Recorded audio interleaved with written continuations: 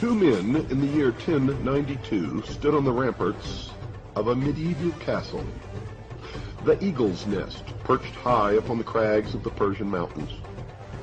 The personal representative of the emperor, and the veiled figure who claimed to be the incarnation of God on earth, Hassan, son of Sabah, sheik of the mountains and leader of the assassins, spoke. Quote, "You see that devotee standing guard on yonder turret top? Watch." Unquote. He made a signal. Instantly, the white-robed figure threw up his hands in salutation and cast himself 2,000 feet into the foaming torrent which surrounded the fortress. "I have 70,000 men and women throughout Asia, and each of them ready to do my bidding. Can your master, Malik Shah, say the same? And he asked me to surrender to his sovereignty? This is your answer. Go." Now, such a scene may be worthy of the most exaggerated of horror films, and yet it took place in historical fact. The only quibble made by the chronicler of the time was that Hassan's devotees numbered only about 40,000. How this man Sabah came by his uncanny power, and how his devotees struck terror into the hearts of men from the Caspian to Egypt, is one of the most extraordinary of all tales of the secret societies, the mysteries.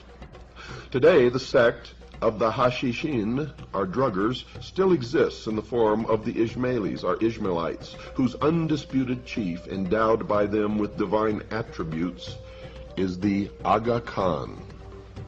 Like many another secret cult, the assassin organization was based upon an earlier association. And in order to understand how they worked and what their objectives were, we must begin with these roots. One of the most successful secret societies which the Shias founded was centered around the abode of learning in Cairo, which was the training ground for fanatics who were conditioned by the most cunning methods to believe in a special divine mission. In order to do this, the original democratic Islamic ideas had to be overcome by skilled teachers acting under the orders of the Caliph of the Fatimites who ruled Egypt at that time. Members were enrolled on the understanding that they were to receive hidden power and timeless wisdom, which would enable them to become as important in life as some of the teachers. And you find these same precepts in every branch, in every nationality, on every continent where the mysteries prevail. The Caliph saw to it that the instructors were no ordinary men. The supreme judge was one of them. Another was the commander-in-chief of the army. A third, the minister of the court. There was no lack of applicants. In any country where the highest officials of the realm formed a body of teachers, one would find the same thing. Classes were divided into study groups, some composed of men, others of women, collectively termed assemblies of wisdom. All lessons were carefully prepared, written down, and submitted to the Caliph for his seal. At the end of the lecture, all present kissed the seal.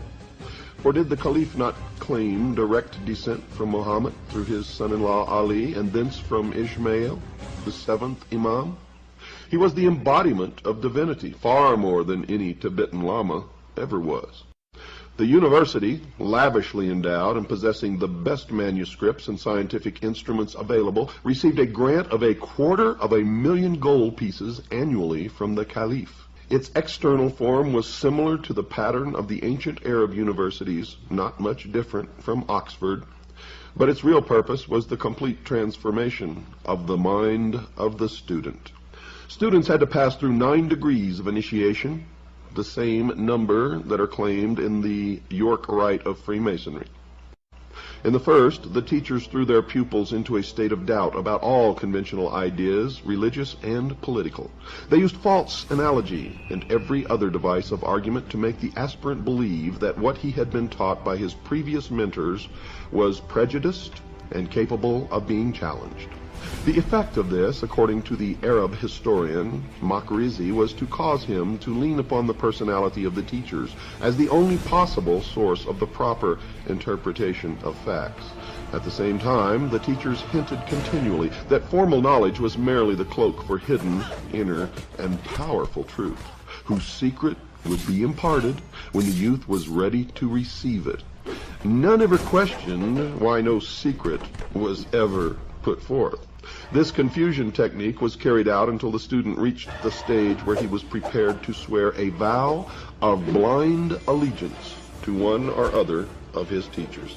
This oath, together with certain secret signs, was administered in due course, and the candidate awarded the first degree of initiation. The second degree took the form of initiation into the fact that the imams, the successors of Muhammad, were the true and only sources of secret knowledge and power. Imams inspired the teachers. Therefore, the student was to acknowledge every saying and act of his appointed guides as blessed and divinely inspired. In the third degree, the esoteric names of the 7 imams were revealed, and the secret words by which they could be conjured, and by which the powers inherent in the very repetition of their names could be liberated and used for the individual, especially in the service of the sect. In the fourth degree, the succession of the 7 mystical lawgivers and magical personalities was given to the learner. These were characterized as Adam, Noah, Abraham, Moses, Jesus, Muhammad, and Ishmael. There were 7 mystical helpers: Seth, Shem, Ishmael, Aaron, Simon, Ali, and Muhammad, the sons of Ishmael. This last was dead, but he had a mysterious deputy who was the Lord of the Time, authorized to give his instructions to the people of truth, as the Ismailis called themselves. This hidden figure gave the Caliph the power to pretend that he was acting under even higher instructions. The fifth degree named 12 apostles under the 7 prophets, whose names and functions and magical powers were described. In this degree, the power to influence others by means of personal concentration was supposed to be taught. One writer claims that this was done merely by the repetition for a period of 3 years to train the mind of the magical word Ak-Zapt-I.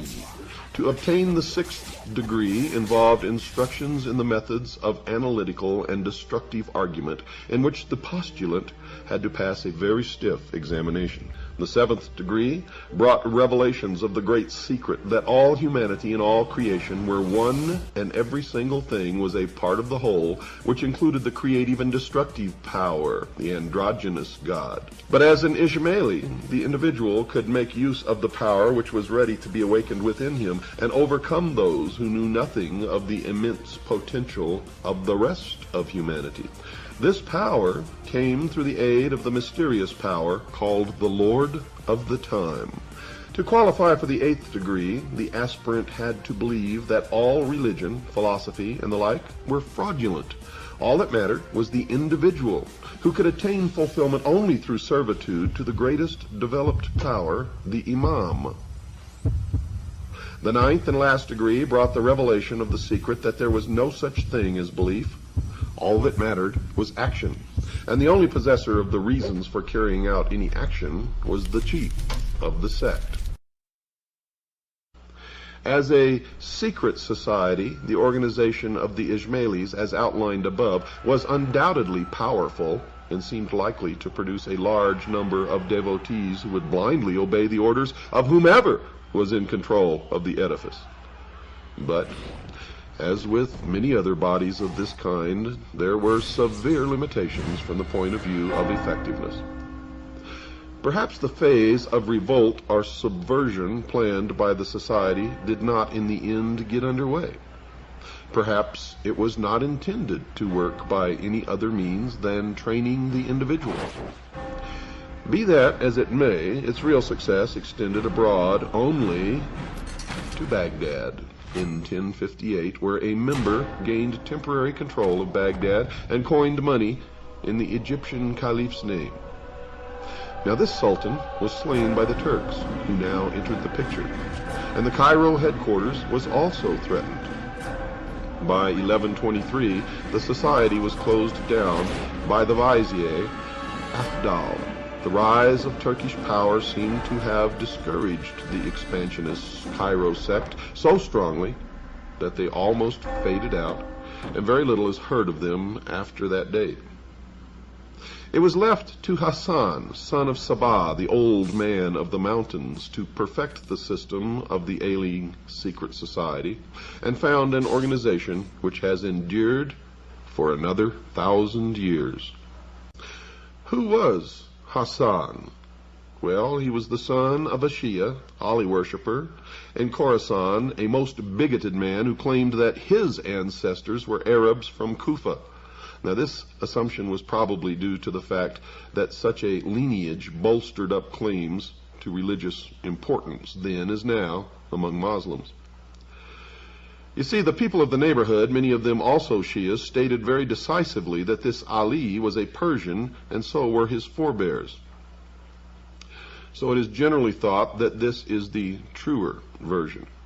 As the governor of the province was an Orthodox Muslim, Ali spared no efforts to assume the same guise. Now, this is considered to be completely permissible, the doctrine of intelligent dissimulation. As there was some doubt as to his reliability in the religious sense, he retired into a monastic retreat and sent his son Hassan to an Orthodox school. This school was no ordinary one.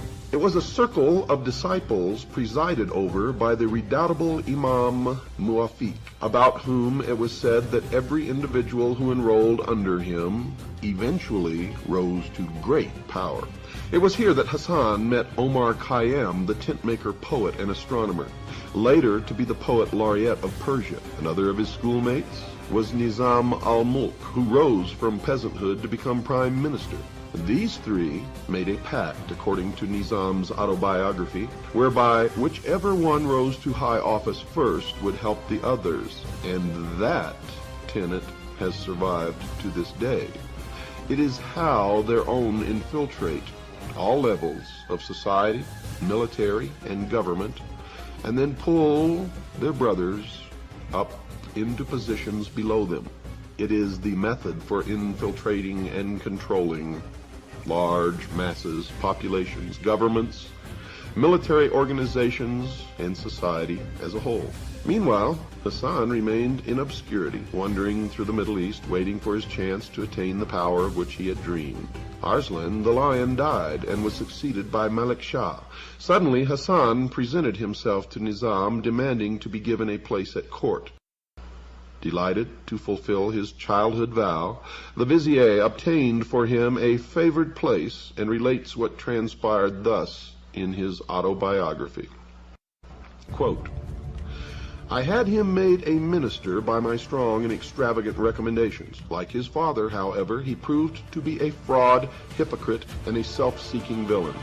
He was so clever at dissimulation that he appeared to be pious when he was not, and before long he had somehow completely captured the mind of the Shah, unquote. Now, Malik Shah was young, and Hassan was trained in the Shia art of winning people over by apparent honesty, which means it has the appearance or the look of honesty, but truly is not. But Nizam was still the most important man of the realm, with an impressive record of honest dealing and achievements. Hassan decided to eliminate him. The king had asked in that year, 1078, for a complete accounting of the revenue and expenditure of the empire, and Nizam told him that this would take over a year. Hassan, on the other hand, claimed that the whole work could be done in 40 days and offered to prove it.